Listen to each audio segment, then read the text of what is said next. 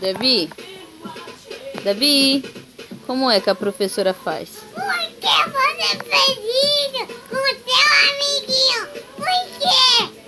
E você fala, oh, por que não vira educado? É assim que ela fala com você quando você mexe com seu amiguinho, é? Uma merda você.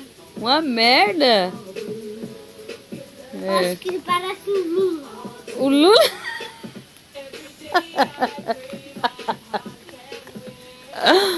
O que você achou dessa declaração, Kitty? Nada? Eu achei engraçado. O que você tá fazendo aí? Hein, Dedu? Pintando aqui. Pintando?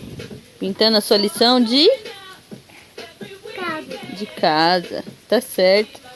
Então, quando o menininho lá, você vai e bate no seu amiguinho, como é que a professora faz? Por que você fez isso com o seu amiguinho? É falta de respeito. Aí eu falo, ah, meu filho é educado. Por que você não sabe?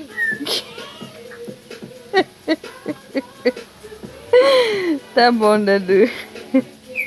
Esse é o comentário do Dadu sobre a professora na escolinha. Dadu, que tá com seus 4 aninhos, já vai fazer 5 mês que vem. Tá falando isso. Por que você fez isso? Ô, Davi, vamos ver se você é ator. Faz cara de feliz.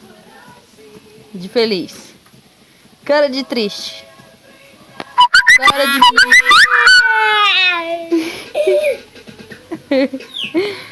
Faz cara de esperto. Cara de apaixonado. Apaixonado é assim?